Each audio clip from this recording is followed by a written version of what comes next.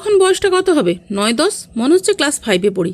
ঠিক মতো খেয়াল নেই, তবে ঘটনাটা পুরোপুরি মনে আছে, কারণ এটা ভোলার মতো ঘটনা ছিল। টিউশন থেকে বাড়ি ফিরে তাড়াহুড়ো করে স্নান করে নিয়েছি, তার কারণ তাড়াতাড়ি করে স্কুলে যেতে হবে আর স্কুলের প্রথম বেঞ্চে বসতে হবে। এদিকে মা রান্না বান্না করে ভাত বেড়ে বসে আছে, কিন্তু আমার তো আরই না, আমাকে 10টার মধ্যে স্কুলে পৌঁছে যেতে হবে, তা নাহলে ফার্স্ট বেঞ্চ পাবো না।